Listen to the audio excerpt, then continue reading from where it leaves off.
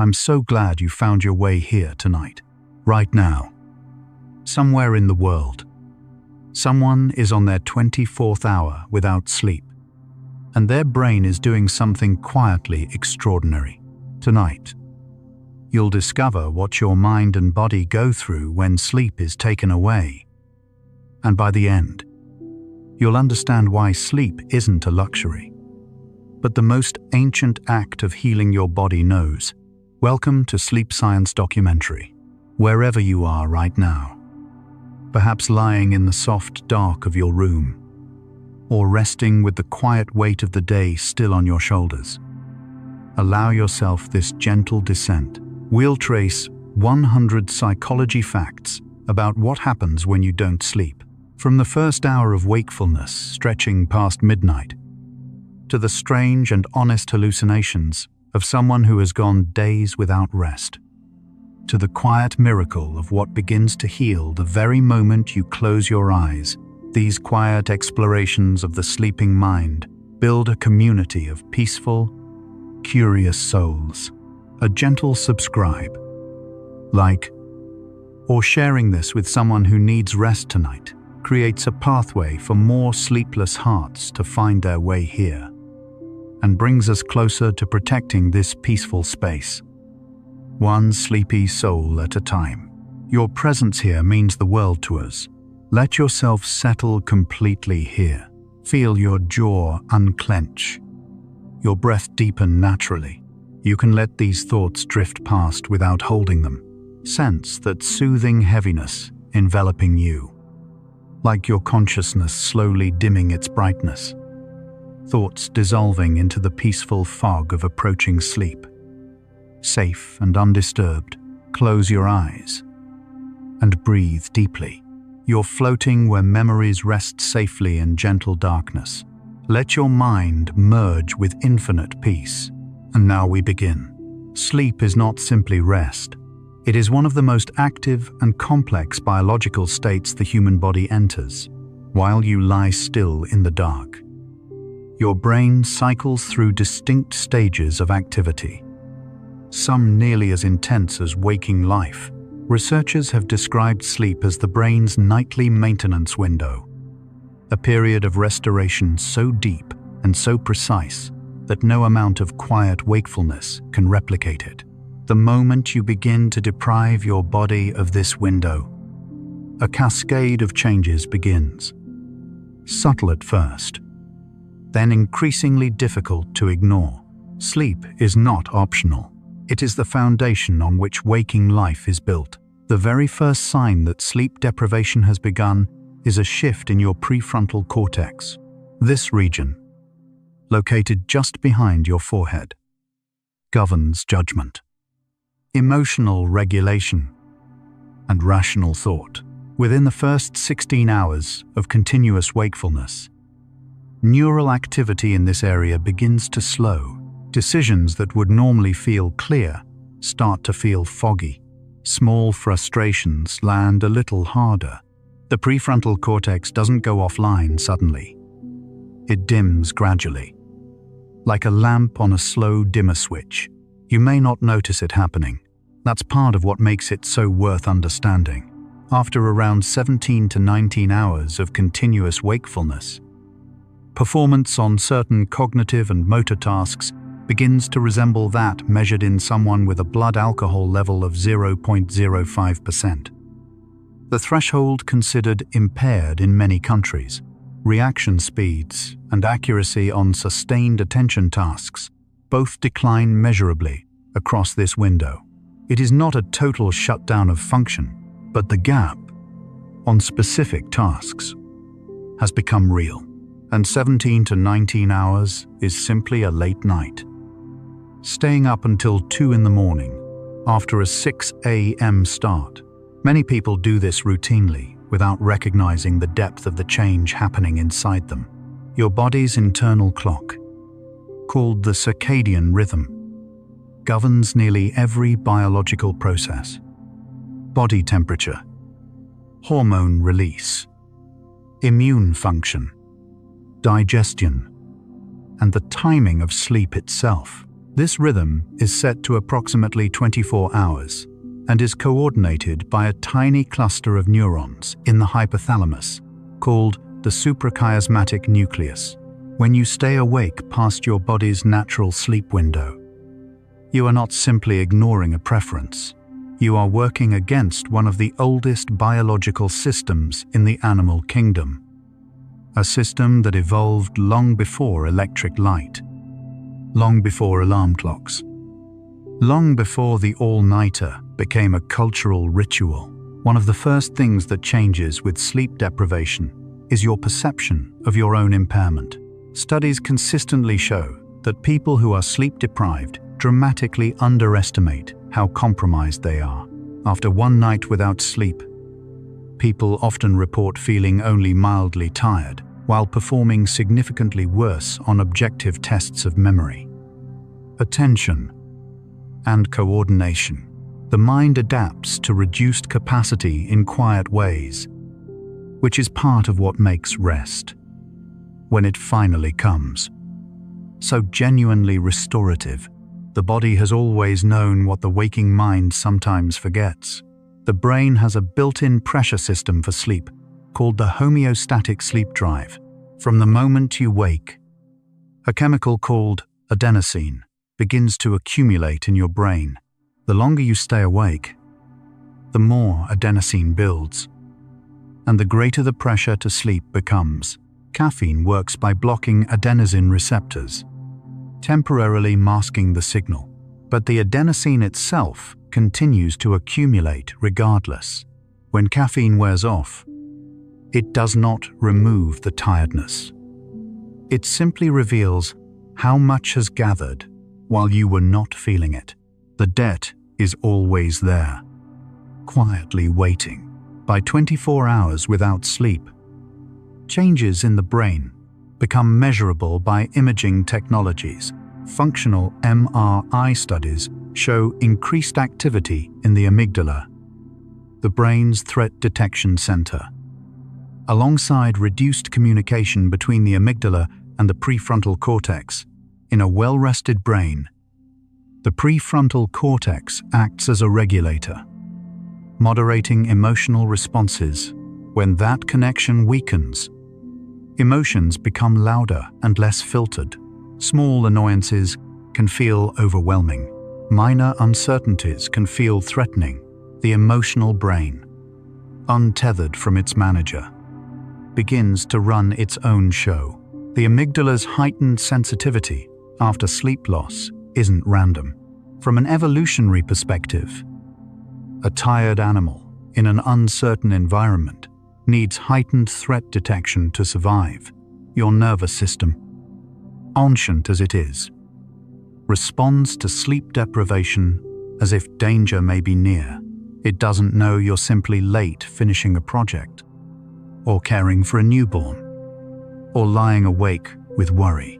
It knows only that rest hasn't come, and it prepares accordingly. The body's wisdom is real, and it sometimes mistakes our modern lives for the wilderness it evolved to survive. Memory consolidation depends almost entirely on sleep. During the night, particularly during slow wave and REM sleep stages, the brain replays experiences from the day, transferring information from short-term storage in the hippocampus to longer-term storage in the cortex. Without sleep, this transfer doesn't happen. Information that seemed to enter your mind during the day, a conversation, a learned skill, a new face, remains fragile and easily lost. Sleep is not when learning stops. It is when learning is completed.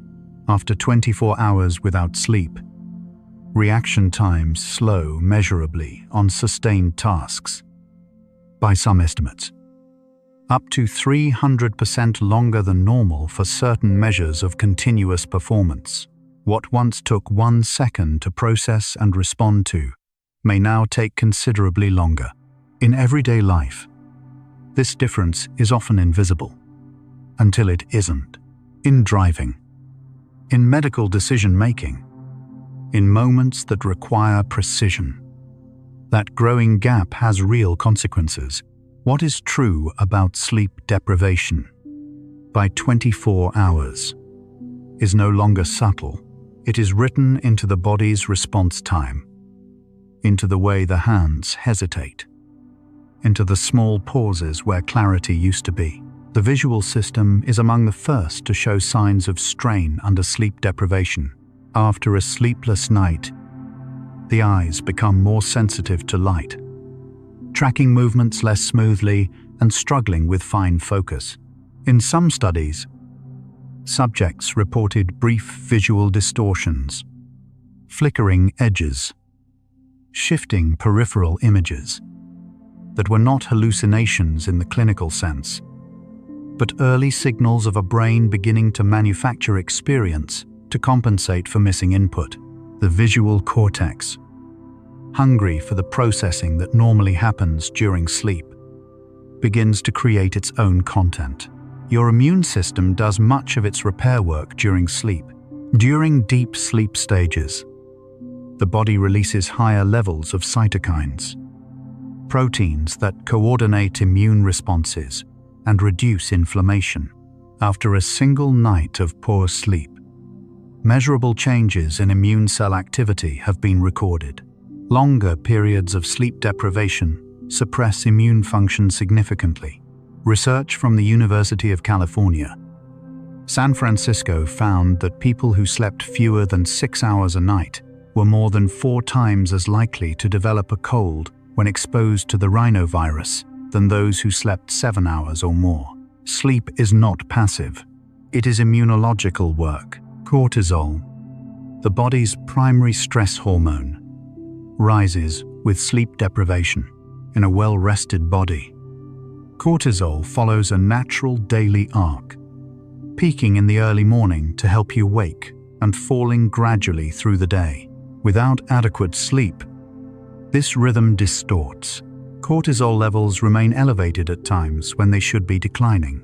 The result is a body in a low-grade state of physiological stress, not from any external threat, but from the internal signal that recovery hasn't happened. Elevated cortisol over time affects everything from blood pressure to blood sugar regulation to the rate at which the body stores fat. Growth hormone, which plays a role in tissue repair, muscular maintenance, and cellular regeneration, is released primarily during the first few hours of deep sleep. This is not a coincidence. The body has learned, over millions of years of evolution, to time its most intensive repair work for the moment of deepest rest. When sleep is shortened or disrupted, growth hormone secretion is reduced or delayed. The body's repair schedule is thrown off. Not dramatically, not all at once, but gradually. Across days and nights of insufficient rest, the body is always waiting for the signal that it is safe to heal. Hunger hormones are profoundly affected by sleep loss. The hormone ghrelin, which signals hunger, increases with sleep deprivation. Leptin, which signals fullness, decreases. After a single night of shortened sleep, people tend to report greater appetite and consume, on average, around 300 to 500 more calories the following day. The foods craved after a poor night's sleep tend to be higher in sugar and fat. Foods that provide rapid energy to a brain searching for ways to stay functional. Sleep deprivation doesn't just make you tired. It reshapes what your body asks for. The glymphatic system, a network of fluid-filled channels surrounding the brain's blood vessels, is most active during sleep, particularly during slow-wave stages. This system acts as the brain's waste clearance mechanism, flushing metabolic byproducts through the cerebrospinal fluid. Among the substances moved during this process is beta amyloid, a protein associated with the plaques found in Alzheimer's disease. In early 2026, a randomized clinical trial involving human participants confirmed for the first time that glymphatic clearance during normal sleep measurably increases morning plasma levels of Alzheimer's-related biomarkers compared to sleep deprivation. A finding researchers described as direct human evidence of the system's function. The relationship between sleep and long-term brain health is still being mapped, but this particular thread has grown considerably stronger. The sleeping brain, it appears, is quietly tending to itself in ways science is only now beginning to fully see. Decision-making quality degrades in particular ways under sleep deprivation. Studies show that sleep-deprived individuals tend to favor high-risk, high-reward choices over cautious, stable ones. Risk tolerance increases, not because judgment improves, but because the prefrontal cortex, responsible for weighing future consequences, has reduced influence. The emotional brain, drawn toward immediate reward, gains relative dominance. This pattern has been observed in gambling tasks, financial decisions, and ethical judgments. The tired mind is not simply slower, it is differently configured, in ways that tend to favor impulse over reflection. Language and communication are affected by extended wakefulness in measurable ways. After around 20 hours without sleep, people show reduced fluency, slower word retrieval, and greater difficulty constructing complex sentences. Writing quality declines, verbal nuance flattens, creative expression narrows. Interestingly, some people report feeling more talkative when sleep-deprived, a sensation that reflects the disinhibition caused by reduced prefrontal regulation, rather than any actual enhancement of communication ability. The words may come more freely, but they are less carefully chosen. Pain sensitivity increases with sleep deprivation. Multiple studies have shown that after one or more nights of poor or absent sleep, thresholds for pain detection lower, meaning people feel pain at lower intensities than they would when rested. The relationship between sleep and pain is bidirectional. Pain disrupts sleep, and disrupted sleep amplifies pain. This cycle is particularly relevant for people with chronic pain conditions. Research continues to investigate the mechanisms, but the experience itself is consistent. A tired body hurts more than a rested one. Rest is not indulgence. It is, in its own quiet way, a form of relief. At 36 hours without sleep, the brain begins to produce what researchers call microsleeps. Brief, involuntary periods of sleep lasting between 1 and 30 seconds. The person experiencing them may not notice they have occurred. Their eyes may remain open. They may continue a task, then find a gap in their memory of having done it. Microsleeps cannot be prevented through willpower. They are the brain's emergency override.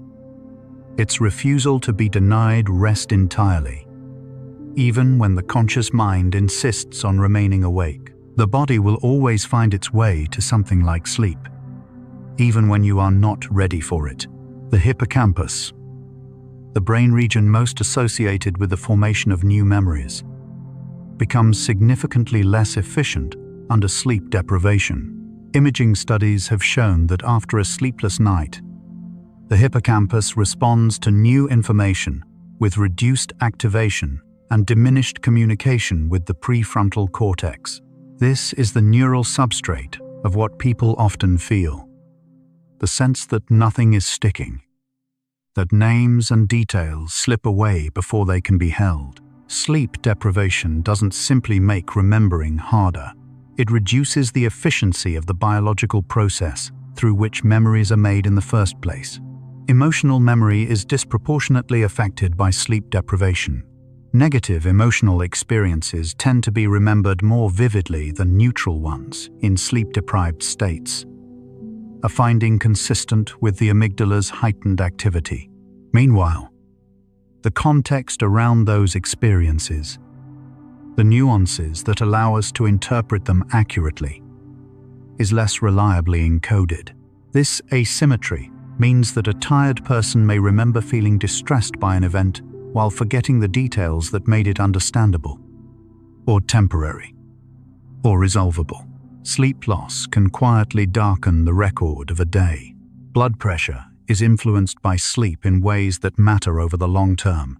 During normal sleep, blood pressure follows a predictable dip, often called the nocturnal dip, where it drops by 10 to 20% from daytime levels. This dip is associated with lower cardiovascular risk in people who sleep poorly or briefly. This dip is reduced or absent. Sleep deprivation also activates the sympathetic nervous system, the body's stress response system, which drives blood pressure higher during waking hours over months and years. Chronically disrupted sleep is associated with increased risk of hypertension. The heart, too, needs rest. The brain's default mode network, a set of regions most active when the mind is wandering, daydreaming, or reflecting, becomes dysregulated under sleep deprivation. In a rested brain, this network activates and deactivates in smooth coordination with task-focused networks. After sleep loss, these systems begin to intrude on each other. The mind-wandering network activating during tasks that require focus, and failing to properly engage during moments of rest. The result is a brain that is neither fully present during attention nor fully released during reflection. It exists in a kind of functional limbo, neither one thing nor the other. There is a concept in sleep science called sleep debt, the accumulated shortfall between the sleep your body needs and the sleep it receives. Sleep debt is real in a physiological sense. Performance deficits accumulate across nights of insufficient sleep, just as they would across one extended period of wakefulness. The idea that you can catch up entirely on a weekend is more complex than it once seemed. Recent research suggests that while some recovery is possible after extended rest, certain cognitive functions, particularly sustained attention and working memory, may not fully return to baseline after just 1 or 2 recovery nights. The debt accumulates. Recovery is gradual. Sleep is not a bank account where deposits are easily squared. Let's pause here and notice your body. As you breathe out slowly, appreciate each tiny cell inside. Trillions of organisms working in silence. Heart beating, lungs breathing, brain thinking, all without your command. Notice the gentle sensations on your skin, in your muscles, along your spine. Right now, as you rest, your brain is doing what it knows best: sorting, restoring, making space. You are a complete ecosystem, diverse, self-balancing, wise. Now we continue. By 48 hours without sleep, 2 full days of continuous wakefulness, the brain begins generating experiences that are not anchored in external reality. These are not dramatic hallucinations in the cinematic sense. They tend to be subtle, a peripheral movement that isn't there, a sound that seemed to come from the next room, a sense that something important was just said. The brain, denied the processing time it normally uses during dreaming sleep, begins to produce its own raw material, fragments of internal experience leaking into waking perception. It is not madness. It is a brain reaching for rest in the only direction it has left. The relationship between sleep deprivation and mood disorders is one of the most studied areas in contemporary psychiatry. Short-term sleep loss reliably produces irritability, anxiety, and emotional volatility in healthy individuals. Over longer periods, The patterns begin to overlap with clinical depression and anxiety disorders, not just in symptom similarity, but in underlying neurochemistry, serotonin, dopamine, and norepinephrine systems are all affected by sleep architecture. Some researchers describe inadequate sleep as one of the most consistent and underappreciated contributors to mental health episodes in people who already carry vulnerability. Sleep does not simply accompany good mental health, it scaffolds it. Paradoxically, sleep deprivation can temporarily relieve depressive symptoms in some people, a phenomenon that has puzzled and fascinated researchers for decades.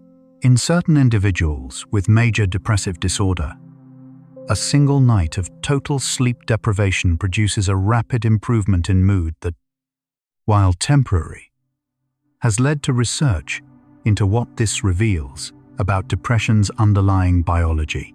The effect typically reverses after recovery sleep, and it is not a treatment in the conventional sense. But the observation itself has deepened understanding of how profoundly mood is tied to the rhythms of the sleeping brain.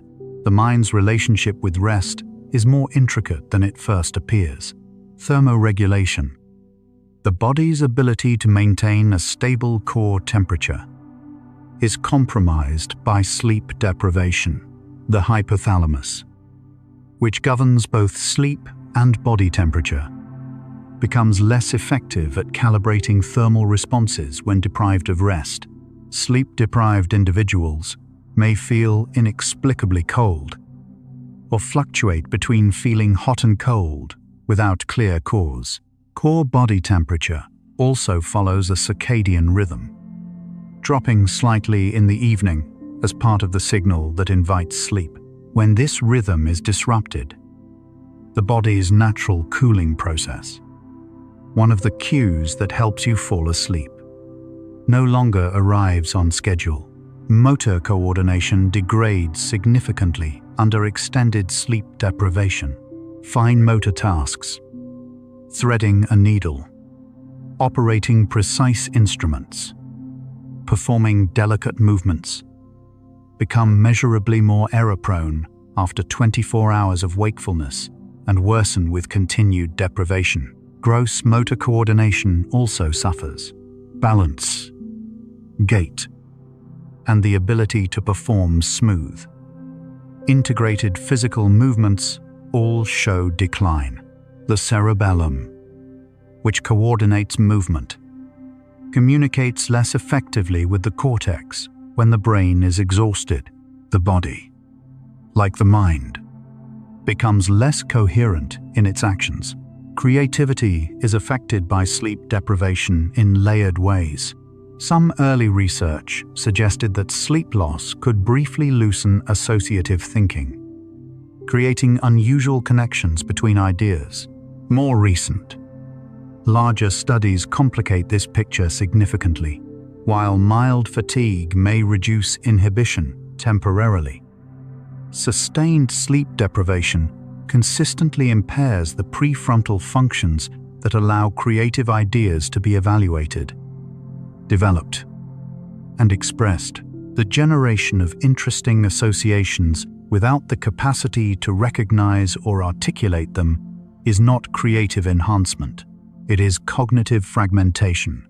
Genuine creativity, sustained, purposeful, communicable, depends on a rested brain.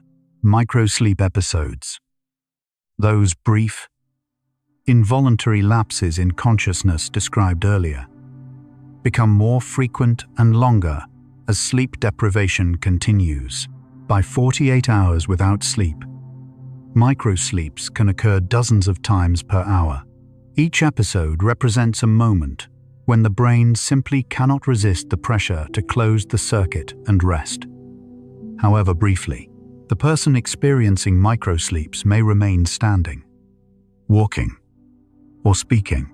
The gap in consciousness is often invisible from the outside. These episodes are among the reasons sleep-deprived driving is so consistently associated with elevated accident risk. The car continues moving, while the driver has, for a second or two, simply been elsewhere. The skin reflects sleep quality in measurable ways. During sleep, blood flow to the skin increases, supporting cellular repair, hydration, and collagen production. Sleep deprivation reduces this repair time, contributing to dullness, increased pore visibility, and, over chronic periods, accelerated aging of the skin. The circles that appear beneath the eyes after a poor night of sleep result from pooled blood beneath the thin skin under the eyes, a consequence of dilated blood vessels responding to inflammation and reduced circulation efficiency. The phrase beauty sleep has a more literal basis than is often appreciated. Verbal memory, the ability to recall words, names, sequences, and spoken information, is among the cognitive functions most vulnerable to sleep deprivation after one sleepless night. Verbal recall scores in standardized tests typically decline by 15 to 25%. The hippocampus, where verbal memories are encoded, is particularly sensitive to the absence of the slow-wave sleep stages in which memory consolidation is most active. This is why a student who stays awake through the night before an exam may recognize material but struggle to retrieve it freely. Recognition memory and recall memory are processed differently, and recall is the more sleep-dependent of the two. Attention is not a single capacity.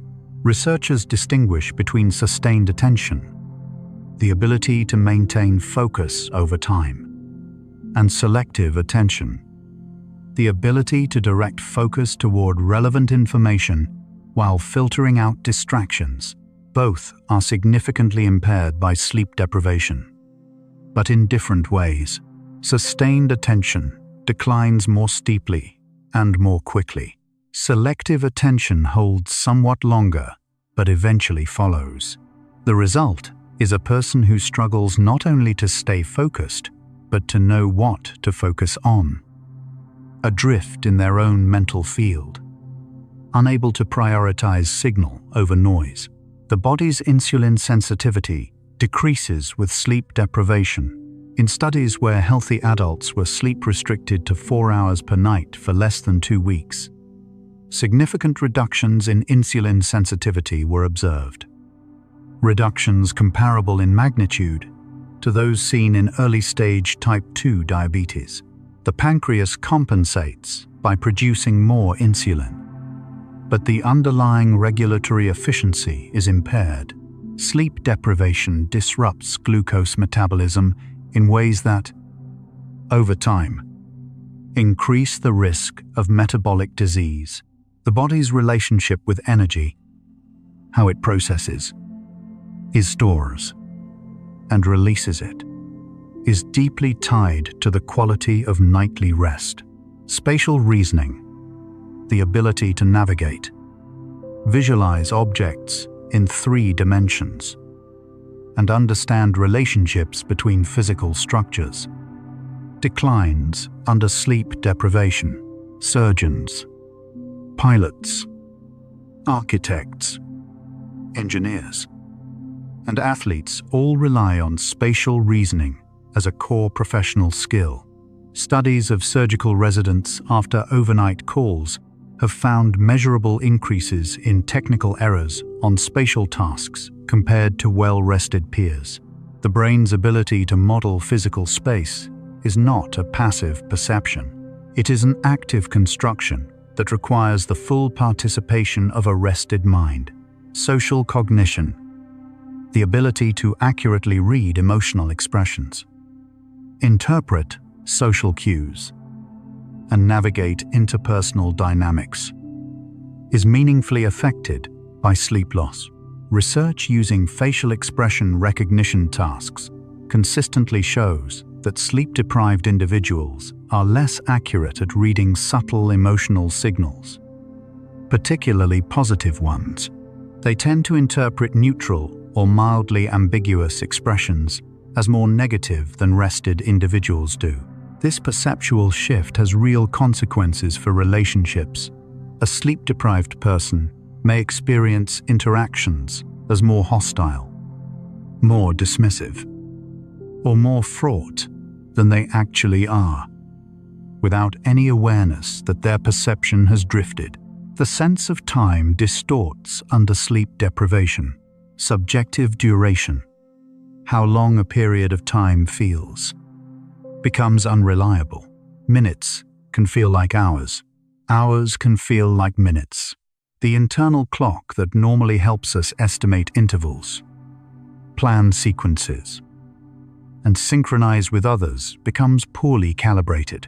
This distortion is not merely inconvenient, it affects the ability to make time-sensitive decisions, coordinate with other people, and maintain a coherent sense of one's own day.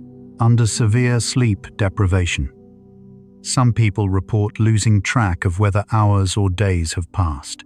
By 60 hours without sleep, 2.5 days, most people in documented cases begin to experience frank hallucinations, visual perceptions of objects, figures, or scenes that are not present. Auditory hallucinations become more common. Paranoid thinking may emerge. The individual may have difficulty distinguishing between what is remembered and what is imagined. These phenomena are not signs of permanent psychiatric illness.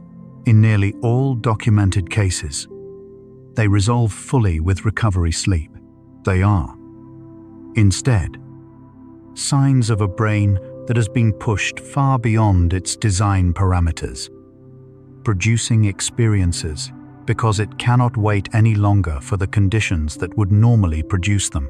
You're still here with me. Thoughts still flickering like candlelight. Just notice. Don't judge. Just notice where your mind is. We're exploring consciousness itself. The very thing doing the exploring right now. Strange, beautiful, and perfectly calm. Let's drift onward together.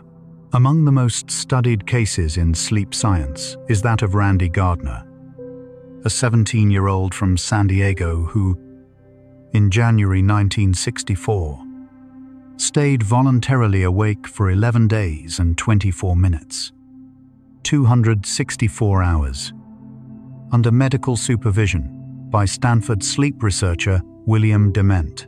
By the final days, Gardner experienced paranoia, disorganized thinking, and significant hallucinations.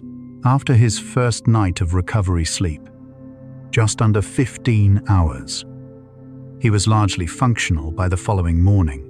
His record was eventually surpassed multiple times, but his case remains among the most carefully documented. What it revealed was important, that even profound sleep deprivation, in an otherwise healthy young person, does not cause permanent neurological damage. The brain, given rest, tends to find its way back. Sleep deprivation affects moral reasoning in measurable ways. Studies using ethical dilemma scenarios, situations where people must choose between competing values or consider the welfare of others, show that sleep-deprived individuals score differently than rested controls. They tend to make faster judgments, rely more heavily on rules and conventions, and show reduced capacity for nuanced, context-sensitive moral thinking. The empathic imagination required to weigh complex ethical situations, to hold multiple perspectives simultaneously, requires precisely the kind of prefrontal processing that sleep deprivation most affects. Exhaustion does not simply make people tired, it makes them, in specific ways, less fully present in their reasoning. The brain's reward system is altered by sleep loss in ways that go beyond simple fatigue. The nucleus accumbens, a region central to the brain's dopamine-driven reward system, appears to show increased reactivity under sleep deprivation, based on neuroimaging studies. This shift may partly explain why sleep-deprived individuals tend toward more impulsive choices, find it harder to delay gratification, and show greater vulnerability to habitual patterns. The tired brain is not simply slower, it is, in a quiet but measurable way, differently oriented toward the world, drawn more readily toward what feels immediately satisfying. The relationship between sleep and emotional processing is bidirectional in a specific way. REM sleep appears to serve as a kind of overnight emotional recalibration. During REM sleep, emotional memories are reactivated and reprocessed in a neurochemical environment with reduced levels of norepinephrine, the stress-related neurotransmitter. This lowered stress context allows the brain to revisit difficult experiences without the full physiological charge they carried during waking. The hypothesis, supported by multiple lines of research, is that REM sleep doesn't erase emotional memories, but strips some of their emotional weight. Without sufficient REM sleep, this processing is incomplete, and yesterday's distress arrives in tomorrow more intact. Workplace accidents and errors increase substantially with sleep deprivation. Analyses of several large-scale industrial incidents have identified fatigue and shift work sleep disruption as contributing factors in the chains of decisions that led to catastrophe. This pattern holds across healthcare, transportation, manufacturing, and emergency services, contexts where error rates are significantly higher when workers are sleep-deprived. The cost of insufficient sleep is not only personal, it propagates outward into the shared world in ways that are quiet and cumulative until, sometimes, they are not. Sleep need varies across individuals to some degree, though not as much as popular belief suggests. Most adults require between 7 and 9 hours of sleep per night for full cognitive and physiological function, a genuinely small percentage of the population. Some researchers estimate fewer than 1 in 200 people carry genetic variants, including mutations in a gene called DEC2, that appear to allow them to function well on significantly less sleep than average. These individuals wake naturally after 6 hours, feeling fully rested, and show no signs of chronic deprivation on objective tests. They are rare. The vast majority of people who believe they have adapted to short sleep have instead adapted to the feeling of reduced capacity. Mistaking tolerance for function, the brain accommodates. It does not recover. Napping can partially offset some effects of nocturnal sleep deprivation, but it does not fully replace it. A nap of 20 to 30 minutes during the early afternoon can restore alertness, improve mood, and sharpen performance for several hours. Longer naps, particularly those exceeding 90 minutes, may allow the brain to cycle through deeper sleep stages and provide more substantial restoration. However, the slow wave and REM cycles of full nocturnal sleep, including the specific hormonal and neurochemical sequences that accompany them, are not fully reproduced in brief daytime naps. Napping is valuable.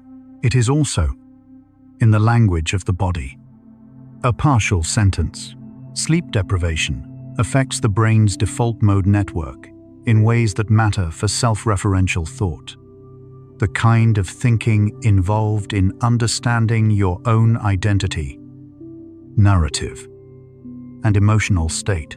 When the default mode network is disrupted, people may feel a subtle disorientation about their sense of self, who they are, how they feel, what matters to them. This is rarely dramatic. It is more often experienced as a kind of flatness, a difficulty connecting with one's own inner life, a sense of distance from ordinary meaning. The self is not a fixed structure. It is a process that requires rest to remain coherent. Sleep spindles. Brief bursts of neural oscillation occurring during light sleep stages play a specific role in protecting sleep from environmental disruption. They also appear to be involved in the process of integrating new information with existing long-term memories. Research has found that the density of sleep spindles in a given night predicts how well new learning will be retained the following day. People who show more spindle activity tend to show better memory consolidation. Sleep spindle density varies between individuals and appears to have a heritable component. The quality of sleep in this dimension is written partly into your biology. We are halfway through our journey tonight, and the picture that has emerged is this. Sleep is not a state of absence. It is one of the most active, essential, and irreplaceable processes in human biology. Every system in the body, neurological, hormonal, immune, metabolic, cardiovascular, dermatological, relies on sleep in ways that are still being mapped and understood. The question of what happens when you don't sleep is not a curiosity. It is a mirror, and what it shows us is that the sleeping body is more alive, more purposeful, more wise than we often give it credit for. We continue. Let each breath guide you here. Time, tonight, is yours, a separate stream that only you are living. While research and discovery continue in laboratories around the world, this second, you're breathing, listening, belongs only to you. And the body remembers things the mind forgets. It knows how to rest. It has always known. Let your awareness settle into that knowing, and we continue drifting. Dreaming occurs across all sleep stages, but the most vivid, narrative-rich dreams arise during REM sleep. Rapid eye movement sleep. During REM, the brain is nearly as active as during waking, but the motor system is inhibited, preventing the body from acting out dream content. This paralysis is protective and precise. The eyes move. The brain creates entire worlds. The emotions engage fully, and yet the body remains still. REM sleep increases in duration across the night, with the longest episodes occurring in the final hours before natural waking. This is why morning dreams tend to be the most vivid, and the ones most likely to be remembered. The total absence of dreaming, which occurs when REM sleep is prevented, has been associated with increased difficulty processing emotional experiences and reduced performance on certain creative tasks when measured the following day. This relationship between dreaming and emotional processing is still being actively researched, and scientists are careful to note the complexity. But the consistent finding is that dreaming appears to serve functions the waking brain cannot replicate. Among them, the integration of memory, emotion, and experience into something more coherent than what the day alone provides. To dream is, in some sense, to become. Sleep architecture. The way sleep stages are organized and distributed across the night changes with age. Infants spend approximately 50% of their sleep time in REM. By adulthood, REM accounts for roughly 20 to 25% of total sleep time. Slow wave sleep, the deepest stage, is most abundant in young adults and declines significantly from middle age onward. This decline in slow wave sleep with age is one reason older adults often report lighter, less restorative sleep, not because they need less, but because the architecture of sleep itself shifts with time. Light is the most powerful external regulator of the circadian rhythm. Specialized cells in the retina contain a photopigment called melanopsin, which is particularly sensitive to short-wavelength blue light. These cells send direct signals to the suprachiasmatic nucleus, the brain's circadian master clock. Exposure to bright, blue spectrum light in the evening delays the release of melatonin, the hormone that signals nighttime to the brain, and pushes the sleep window later. This is why evening screen exposure can affect sleep timing. Independent of whether the content being viewed is stimulating or calm, melatonin is not a sleeping pill. It is a timing signal, a hormonal announcement that night has arrived and the body should prepare for sleep. Melatonin levels rise naturally in dim light, typically 2 to 3 hours before habitual sleep time. They peak in the middle of the night and fall by morning. Supplemental melatonin at low doses can help shift sleep timing, but does not increase sleep depth or duration in the way that naturally occurring sleep pressure does. Understanding what melatonin actually does and doesn't do is useful for anyone trying to work with, rather than against, their body's sleep system. Temperature is one of the body's most reliable sleep signals.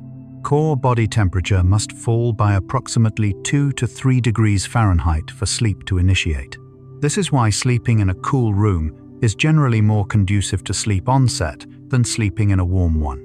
The body actively dissipates heat through the hands and feet, causing the slight warmth of the extremities that many people notice just before falling asleep. Warm baths or showers taken an hour or two before bedtime can paradoxically improve sleep onset by drawing blood to the surface and accelerating the core temperature drop that follows. Sleep difficulties are among the most prevalent health experiences globally, affecting an estimated 1/3 of adults at some level.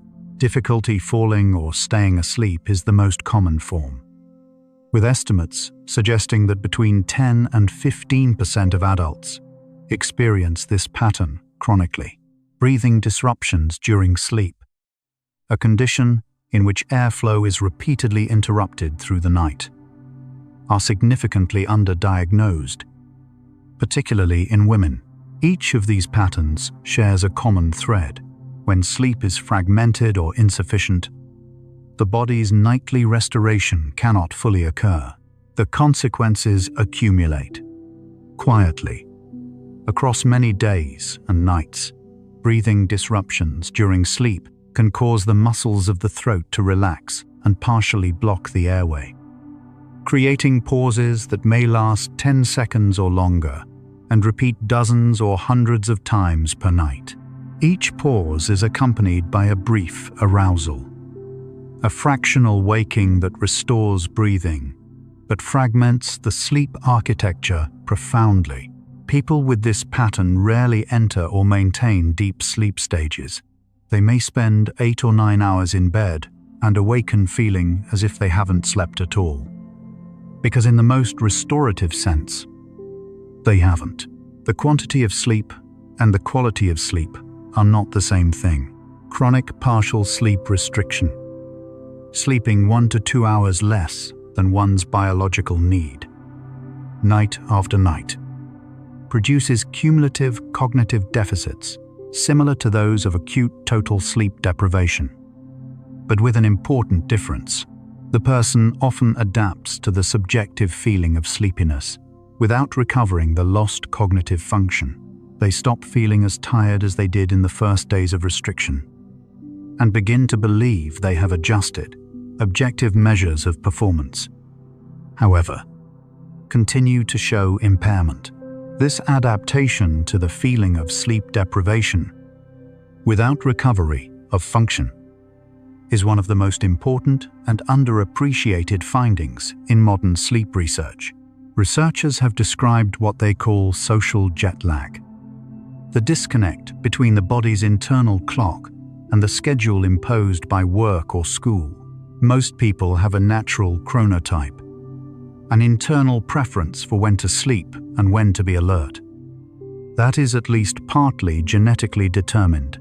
When social schedules force people to sleep and wake, at times misaligned with their chronotype. The result is a weekly pattern of insufficient sleep during the work week, followed by compensatory sleep on weekends. The repeated misalignment, not just the individual nights, appears to carry its own consequences for metabolic function, mood, and cardiovascular well-being. Adolescents undergo a genuine biological shift in sleep timing during puberty, a delay in the circadian clock that makes it naturally difficult to fall asleep before 11 at night and naturally difficult to wake before 8 or 9 in the morning. This is not behavioral. It is hormonal and neurological. Yet most middle and high school schedules require adolescents to be awake and alert by 7 or earlier. A requirement that places millions of young people into a state of chronic sleep deprivation, 5 days per week. Research examining schools that have shifted to later start times has found consistent improvements in academic performance, mental health, and accident rates among students. The sleeping brain is not uniformly inactive. Certain regions, particularly those involved in memory consolidation, emotional processing, and sensory integration, are highly active during specific sleep stages. The visual cortex is active during REM sleep, producing the imagery of dreams. The hippocampus replays spatial and episodic memories during slow-wave sleep. The prefrontal cortex, so active during waking cognition, shows reduced activity during most sleep stages, which is one reason dreams lack the critical self-monitoring of waking thought, and why they can feel both deeply real and logically impossible at the same time. Animals across the evolutionary tree sleep. Fish sleep. Insects sleep. Even jellyfish, which have no brain in the conventional sense, show behavioral states consistent with sleep. The universal presence of sleep across animal life is one of the most compelling arguments for its essential nature. An animal that sleeps is temporarily vulnerable, less able to flee predators, find food, or respond to emergencies. For evolution to have preserved sleep across hundreds of millions of years, despite this vulnerability, is a strong signal that the benefits of sleep must outweigh its risks considerably. The fact that everything sleeps suggests that sleep is not a solution to a problem. It is part of what life fundamentally is. Dolphins and some other marine mammals have developed a remarkable adaptation called unihemispheric slow-wave sleep, the ability to rest one half of the brain at a time while the other remains alert. This allows them to continue swimming and monitoring their environment while half of their brain rests. Birds also show this capacity to varying degrees. Humans do not. Our brains require both hemispheres to transition into deep sleep together, but the existence of unihemispheric sleep in other species illuminates the remarkable flexibility of sleep systems across the history of life on Earth. We now understand that sleep deprivation operates not as a single condition, but as a spectrum, with different durations and patterns of sleep loss producing different, sometimes non-overlapping, physiological effects. Acute total deprivation for 36 hours produces different deficits than chronic restriction of 6 hours per night for 2 weeks.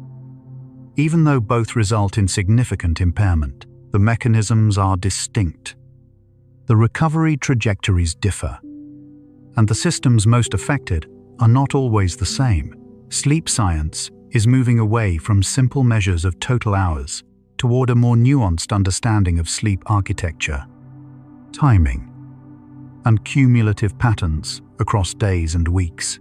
The relationship between sleep and the immune system extends beyond simple vulnerability to infection. Research has found that sleep appears to enhance the ability of certain immune cells, called T cells, to adhere to their targets. A finding that suggests sleep may support not only basic immune defense, but the precision of the immune response. Stress hormones elevated by sleep deprivation appear to inhibit this process. The mechanisms are still being explored, but the overall direction of the evidence is consistent. Adequate sleep supports the trained, adaptive aspects of immunity. Vaccine effectiveness, for instance, appears to be influenced by the quality of sleep in the days immediately before and after vaccination. Chronic sleep deprivation has been associated with structural changes in the brain that are visible in imaging studies. Reduced gray matter density in regions including the prefrontal cortex, temporal lobe, and parietal areas has been observed in individuals with long-term sleep difficulties. These are population-level observations, and the direction of causality, whether poor sleep causes brain changes or whether certain brain changes predispose to poor sleep, is an active area of research. What can be said with confidence is that the relationship between sleep quality across a lifetime and brain structure is not trivial. The concept of sleep as a learnable skill is gaining ground in clinical psychology. Cognitive behavioral therapy for insomnia, known as CBTI, is now considered the first-line treatment for chronic sleep difficulty by most major medical organizations. Unlike sleep medications, which alter sleep architecture and can create dependency, CBTI addresses the thoughts, behaviors, and physiological patterns that perpetuate poor sleep. It includes sleep restriction, stimulus control, sleep hygiene education, and the gentle restructuring of beliefs around sleep. In clinical trials, this approach consistently outperforms medication for long-term outcomes. Sleep, in this frame, is something that can be learned again. The timing of caffeine intake matters more than many people realize. Caffeine has a half-life of approximately 5 to 7 hours in most adults, meaning that half the caffeine from a cup of coffee consumed at 2 in the afternoon is still circulating in the body at 7 or 8 in the evening. For sensitive individuals, even morning caffeine can affect sleep quality. The quarter life of caffeine, the point at which a quarter of the original dose remains, falls even later, meaning some physiological effect may persist into the early hours of the following morning. Caffeine is not simply an alertness tool. It is a substance with a long biological shadow. Alcohol is widely used as a sleep aid, but its effects on sleep architecture are largely disruptive. While alcohol does accelerate sleep onset and may increase slow-wave sleep in the first half of the night, it suppresses REM sleep significantly. As alcohol is metabolized in the second half of the night, the brain rebounds, producing fragmented, lighter sleep, frequent awakenings, and vivid or disturbing dreams. The net effect of alcohol on sleep quality across a full night is consistently negative. People who use alcohol to fall asleep tend to feel less rested, not more, even when their total sleep time appears unchanged. Exercise is among the most reliably supportive practices for improving sleep. Regular physical activity, particularly moderate aerobic movement, has been shown to reduce the time it takes to fall asleep, increase the proportion of slow-wave sleep, and improve how rested people feel upon waking. The timing of exercise matters somewhat. Vigorous activity within 2 to 3 hours of bedtime may delay sleep onset in some individuals, likely due to elevated core body temperature and a more activated nervous system. Morning or afternoon exercise tends to show the most consistent benefits for nighttime rest. The phrase "sleep on it" reflects genuine neuroscientific truth. Problems that remain unresolved at bedtime are frequently approached differently after sleep. Not because the brain is working on them consciously during the night, but because the processes of memory, consolidation, and associative integration that occur during sleep allow new connections to form. The consistent finding, demonstrated repeatedly in controlled experimental settings, is that sleep facilitates insight. Rest is not the absence of thinking, it is the continuation of it. In another key, the term polyphasic sleep refers to sleep patterns involving more than 2 sleep episodes per day. Historical evidence and comparative anthropology suggest that pre-industrial human sleep may have been more naturally biphasic, with a shorter main sleep period and a midday rest period. The consolidation of sleep into a single nightly block may be, in part, a modern adaptation to artificial lighting and rigid work schedules, rather than a universal biological norm. How humans were meant to sleep may be more flexible, more responsive to natural light and season than the patterns most of us currently practice. Sleep talking is a common experience, occurring in the majority of people at some point in their lives. It can occur in any sleep stage, though it is more frequent during lighter stages. The content rarely corresponds to meaningful communication and is not evidence of dream verbalization. Sleepwalking, another well-documented sleep phenomenon, occurs during deep, slow-wave sleep and involves complex behaviors. Walking, occasionally leaving the home, while the person remains in a deep sleep state and retains no memory afterward. Both are more common in children and tend to decrease with age. Sleep is deeply personal. The duration, timing, depth, and experience of sleep are shaped by genetics, age, health, environment, life history, and psychological state. What helps one person sleep may not help another. The science of sleep offers principles, not prescriptions. And one of the clearest principles the research offers is this: the body, given the conditions it needs, will generally find its way back to sleep. The drive to sleep is one of the most powerful biological forces in the human body. It cannot be permanently defeated. It only waits, patiently, persistently, for the opportunity to do what it has always known how to do. We are nearly there. You might be feeling tired now. That's perfectly fine. Breathe slowly. Feel the cycles. Your heart beats. Your lungs expand and release. These rhythms have carried you through every day of your life. Without your supervision, you don't need to hold on to any of what we've explored tonight. Let it rest behind your eyes, like sediment settling to the floor of a quiet lake. Slowly, completely, without effort. You are part of a movement older than any single night. You don't need to carry anything forward. Let everything unfold in its perfect order. We're almost there now. The moment you close your eyes and your mind begins to release the day, your body begins to change. Heart rate slows, breathing deepens. The muscles, one by one, release the tension they carried through waking hours.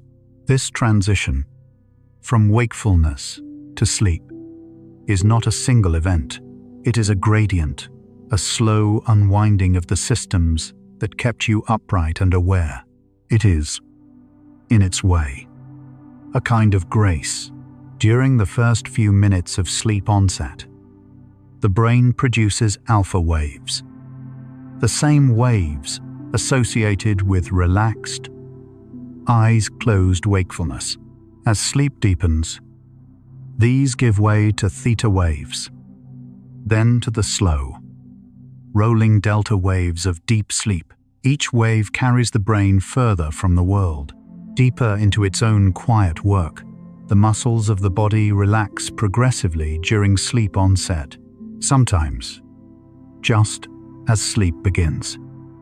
The body experiences a hypnic jerk, a sudden involuntary twitch that briefly interrupts the descent. Researchers believe this may be a remnant of an ancient reflex, or a response to the unusual state of rapid muscle relaxation. Whatever its origin, the hypnic jerk is experienced by the majority of people at some point. It is not a signal of something wrong. It is simply the body crossing the threshold. During REM sleep, the brain's visual centers produce the imagery of dreams without any input from the eyes. The eyes themselves move rapidly, in coordinated patterns, beneath closed lids. What they are tracking, if anything, remains one of the lovelier open questions in sleep science. Perhaps they follow the landscape of a dream.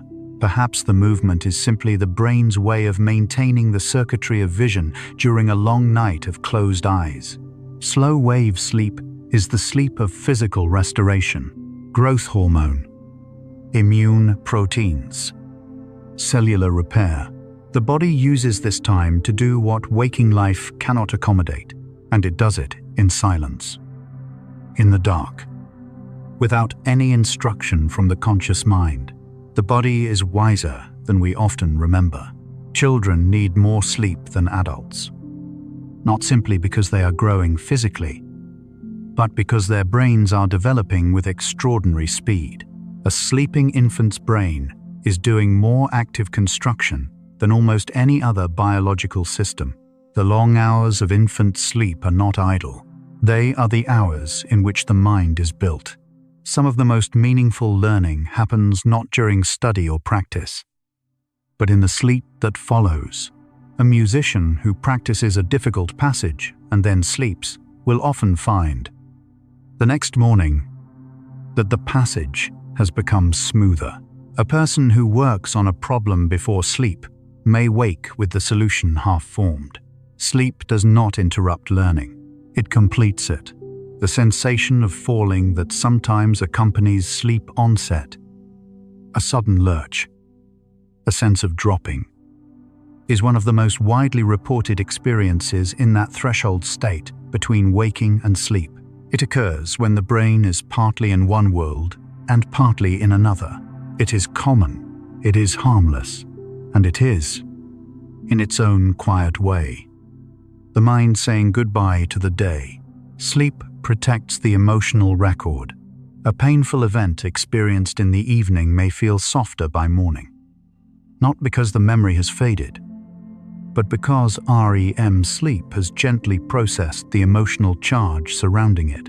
The event is still there, but the body's response to it has been, ever so slightly, recalibrated. This is one of the quiet gifts sleep gives, night after night, without being asked. There are people who have spent entire scientific careers studying sleep, and who will tell you, with genuine humility, that we are still at the beginning of understanding what sleep is and what it does. The more precisely we look, the more we find. Every answer opens several questions. Sleep is not a solved problem. It is a vast, living territory, still being mapped. And yet, despite all we do not know, we know this. The body that is given enough sleep heals more readily, thinks more clearly, feels more stably, moves more precisely, loves more patiently. A rested person is not simply a less tired version of an exhausted one. They are, in meaningful biological ways, a different kind of presence in the world. The word rest comes from an old root meaning to cease from motion. But rest, as we have learned tonight, is not cessation. It is activation in a different register. The sleeping body is a body at work, not in the language of effort and will, but in the language of repair, consolidation, and renewal. In the hours just before natural waking, the body begins to prepare. Cortisol rises gently, warming the system toward consciousness. Body temperature begins its slow climb. Sleep stages become lighter. The sleeping mind moves toward the surface, unhurried. The way something deep and patient drifts upward toward the light. The body knows how to wake. It has done it every morning of your life. The study of sleep has changed medicine in ways that are still unfolding. The recognition that sleep is not passive, not a gap between days, but a process as medically significant as nutrition or physical movement, has begun to reshape how physicians approach chronic disease, mental health, aging, and performance. Sleep is slowly being moved from the margins of clinical care to its center. It belongs there. There is something genuinely hopeful in the research. Sleep deprivation, even chronic sleep deprivation, does not permanently destroy cognitive function in the way that some other insults to the brain do. With consistent, sufficient sleep, performance and well-being improve. The recovery is real. It may be gradual, but the brain, given the conditions it needs, tends toward restoration. The body, given the chance, tends always toward wholeness, light and dark, waking and sleeping. The alternation between these states is one of the oldest rhythms in life on Earth. The circadian clock did not arise in humans. It arose in the earliest single-celled organisms. Responding to the rotation of a planet around a star, you carry within you a rhythm that is older than your species, older than the vertebrate lineage, older than almost anything biology has produced. When you sleep, you are participating in something ancient and planetary. The quality of your last thoughts before sleep gently influences the texture of the night that follows. A mind that approaches sleep with some degree of ease, not forced calm, but simple willingness, tends to transition more smoothly. The simple act of releasing the day, of allowing it to be over, changes the conditions of sleep onset. You cannot force sleep, but you can prepare a place for it. Sleep is the great equalizer. It asks nothing of status, productivity, or accomplishment. In sleep, the brain of the most driven person on Earth and the most restful person on Earth are doing the same essential work: clearing, consolidating, repairing, renewing. Sleep does not reward effort. It rewards surrender. That is one of the most quietly profound truths that science has confirmed. Somewhere tonight, researchers in sleep laboratories around the world are watching the slow waves of sleeping brains move across their screens, still wondering, still asking what the dreaming mind is doing, why the body needs what it needs, what it means that consciousness dims and then returns. The questions are as alive tonight as they have ever been, and the sleeping mind, for its part, goes on doing what it does, quietly, completely, without explanation. And finally, the moment you fall asleep tonight, truly fall, past the threshold of wakefulness into the first waves of rest, your brain will begin a process that has been waiting for you all day. Patient as water, persistent as tide, it will sort and store and clear and knit, in the dark and the quiet, everything you need for tomorrow. It has always known how to do this. All it has ever needed is the chance. And so, our quiet journey through the science of sleeplessness comes to a gentle close. We traveled from the first subtle dimming of the prefrontal cortex, that lamp on the slow dimmer switch, to the honest hallucinations of someone who has gone days without rest.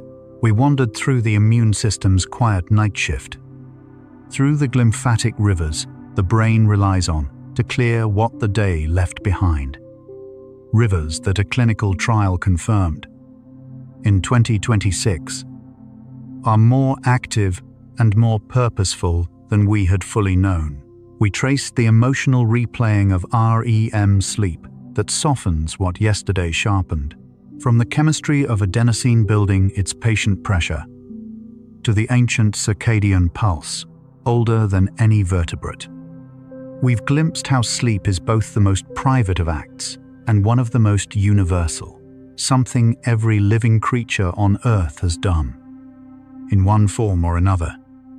Since the very beginning of life responding to light, sleep reminds us that the mind is not merely a thinking machine, it is a tending machine. Much of its most essential work happens in silence, in darkness, while we are present in no conventional sense, and yet entirely ourselves. The body, given the chance, tends always toward wholeness. By pausing to understand this, we come a little closer to trusting it. In these final minutes, take the deepest breath you can. As deep as possible, think about unity of every process we have traced tonight. Every neuron, every hormone, every wave moving through a sleeping brain somewhere in the dark. You are not separate from this. You are an instance of it, a living example of what happens when biology is given the conditions it needs to do its most careful work. Think about the sleeping brain's quiet faithfulness, the way it tends to you, night after night, without recognition or instruction. Let your entire being dissolve into that faithfulness, into the soft gravity of rest, pulling you inward, downward, home. Prepare for deep sleep. No boundaries left, only peace. Tonight's journey through the science of sleeplessness has been a quiet one. Sharing it softly with someone who has been fighting their own sleeplessness might be the permission they didn't know they needed. One gentle tap, one sleepy soul at a time. But there's no need to do anything now, nothing at all. You've traveled far tonight, not across distances, but across the deepest interior of what it means to be a rested, living mind. You can allow these thoughts of sleep and wakefulness to fade now, like the last light at the edge of a long evening. Not gone, simply settling into something softer, leaving only the warm, unheld calm behind. Let your breathing deepen. Let your body feel heavier, as if something patient and vast has found you exactly here and is simply holding you. If sleep comes, let it carry you the way consolidation does, not with force, but with quiet intention, into a realm where time and weight no longer matter. If your eyes are still open, the next video is waiting for you, ready to continue the journey. But if they're closed, to stay there.